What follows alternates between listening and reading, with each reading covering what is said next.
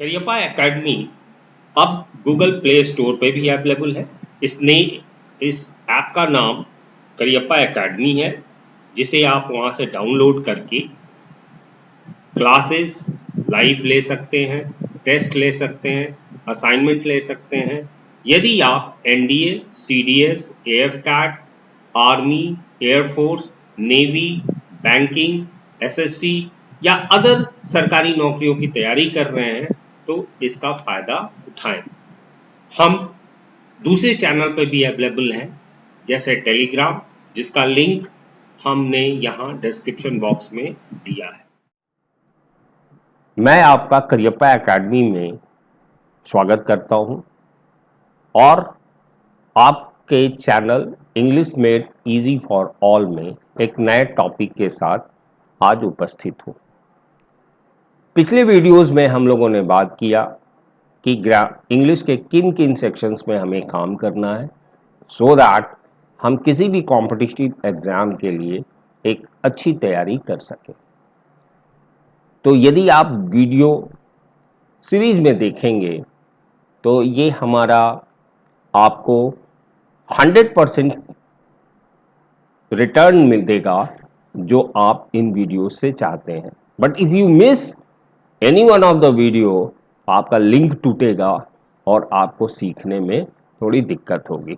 So it's my humble request, you keep on watching all the videos in a sequence. इसके लिए आप हमारे channel को subscribe कर लें और बेल आइकन को प्रेस करें, so whenever a new video is loaded, notification will be with you. Now, today's topic is noun. In last, we have discussed about the article. So, the next part of a speech that we are taking is the noun. Noun में हम लोगों ने पूरे concept को 3 part में divide किया है। The first part will talk about noun, its introduction and its kind. Second video में you will find number and gender in noun, और इस टॉपिक पर generally questions directly आते हैं।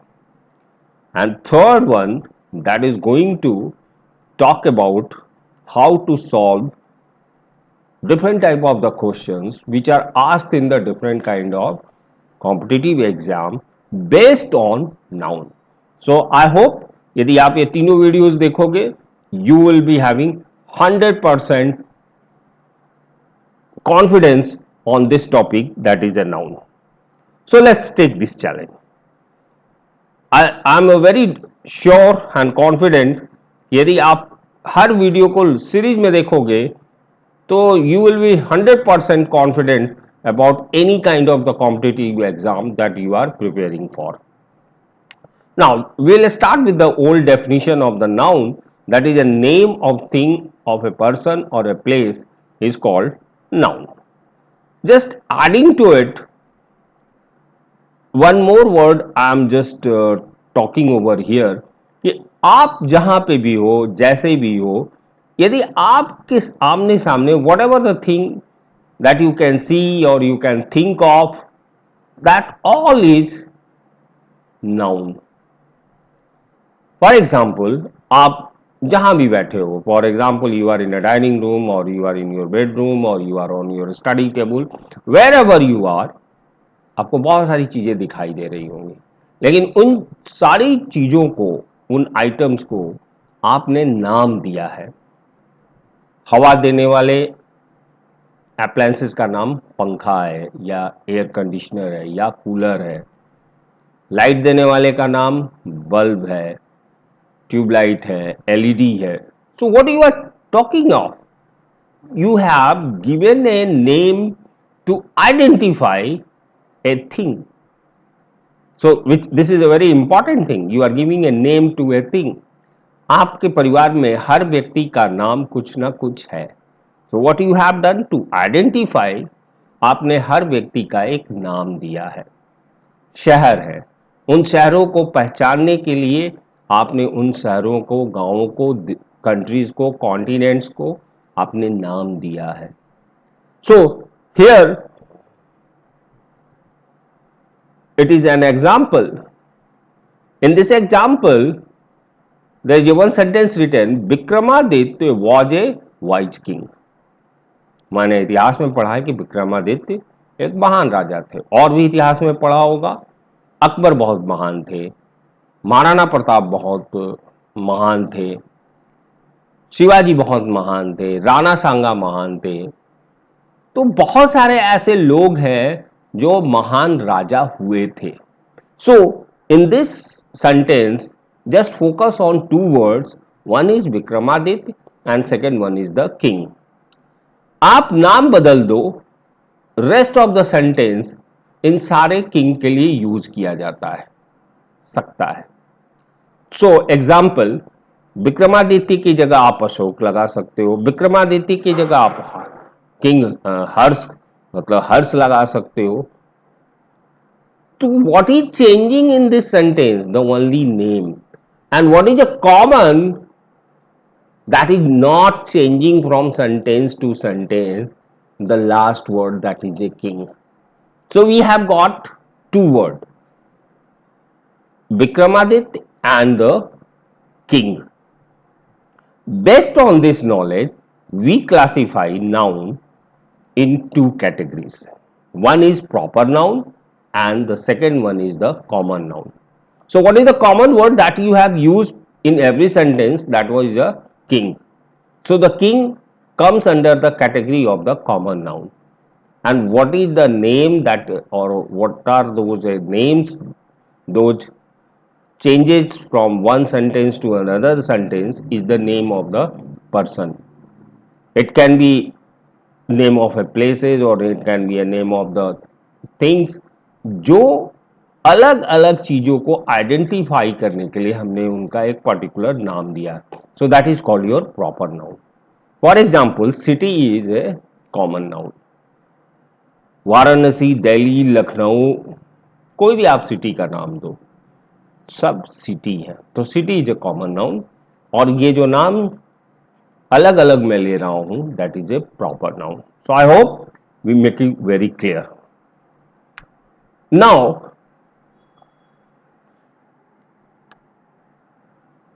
I have written the the definition of the noun, proper noun and the common noun, and it makes you very clear. That is what I am explaining or trying to explain you. Proper noun and the common noun. Now, when we are talking about the kind of noun, तो हम छोटे classes में पढ़े हैं या पढ़ते आ रहे हैं कि नाउन के बहुत सारे काइंड होते हैं. But here we will be talking about noun के दो ही काइंड होते हैं, proper noun and common noun. फिर आप बात करोगे, सर हमने एब्स्ट्रैक्ट नाउन का नाम सुना है, हमने कलेक्टिव नाउन का सुना है. ठीक है, well good.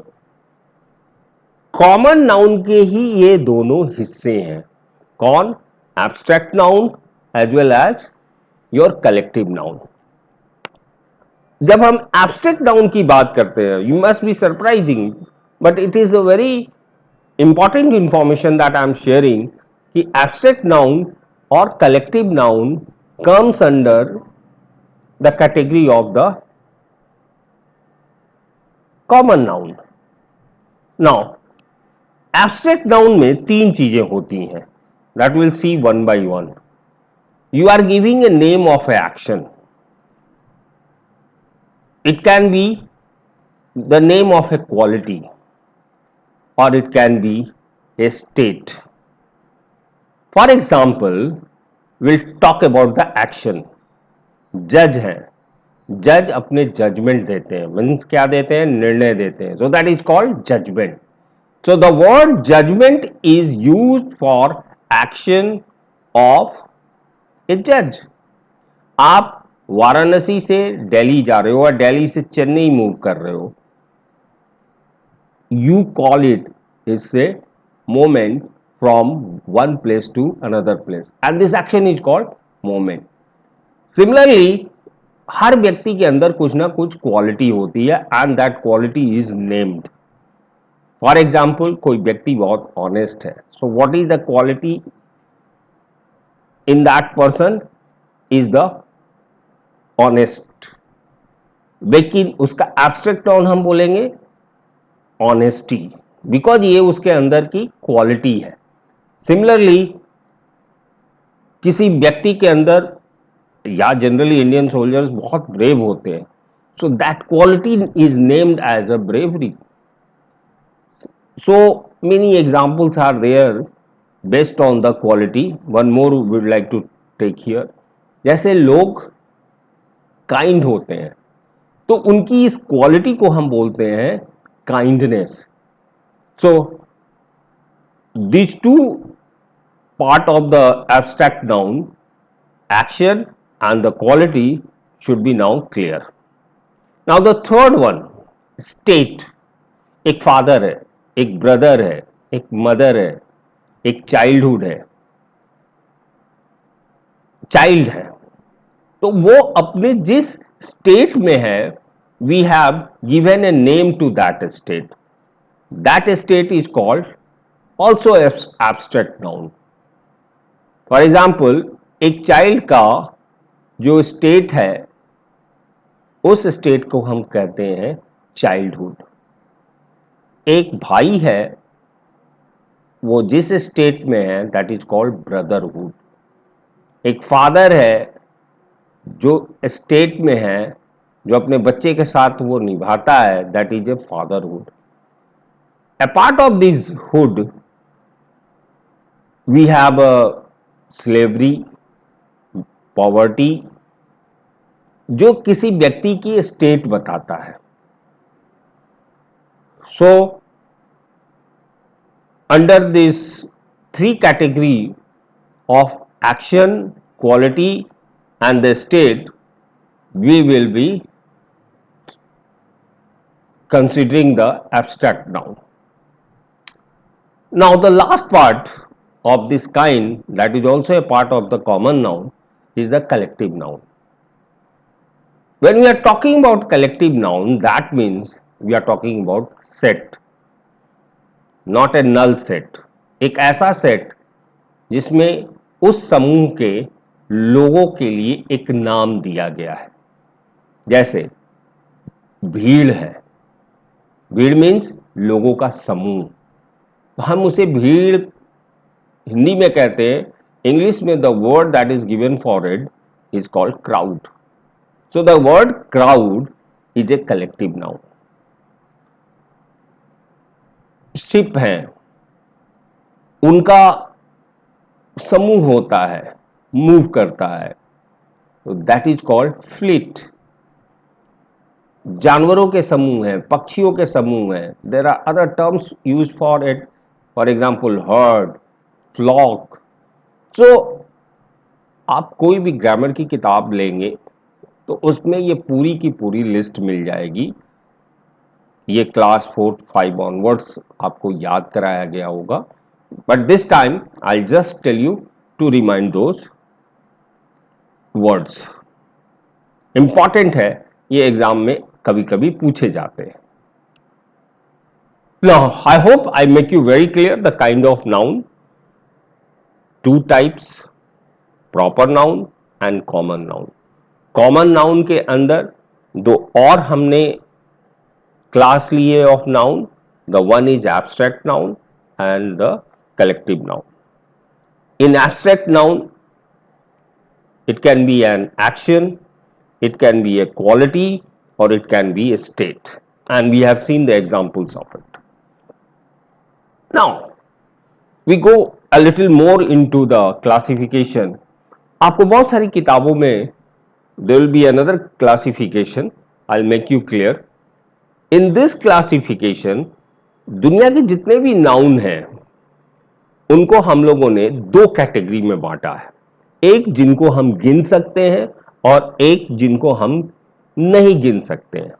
So that is A countable and uncountable noun. Countable noun वो सारी चीजें हैं जिनको आप गिन सकते हो। फॉर एग्जाम्पल, एक क्लास में जाते हो, कितने बच्चे हैं, how many, you answer it 25, 30, 40, 60। तो जब आपके पास आपके क्वेश्चन का आंसर क्वांटिटी में मिले, मीन्स आप उनको काउंट कर सकते हो, वो पर्सन है या थिंग है, that comes under the category of the countable noun. Important point, जितने भी काउंटेबल नाउन होंगे उनका सिंगुलर फॉर्म भी होगा और प्लूरल फॉर्म भी होगा। तो जब अगला वीडियो हम देख रहे हैं, so we'll be having more details about the singular and plural when we will be going through the number. Second one, that is uncountable noun, वो सारे नाउन अनकाउंटेबल होंगे जिनको आप काउंट नहीं कर सकते हो। फॉर एग्जाम्पल मिल्क, आप मिल्क की क्वांटिटी कर सकते हो, उसको काउंट नहीं कर सकते हो। Rice not countable, sugar not countable, gold not countable, iron not countable. So these are the various examples of uncountable noun.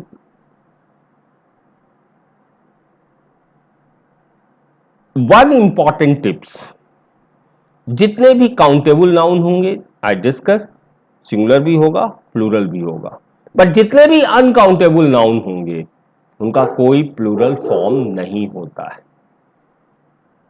So, to get the next video, you subscribe our channel, and I hope I made you all clear regarding the introduction of the noun as well as its kind.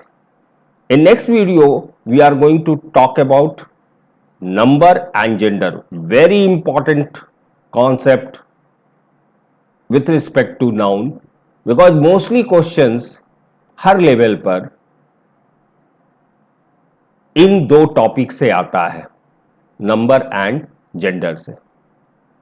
So see you guys right now, subscribe our channel and press the bell icon so that you can get our next update.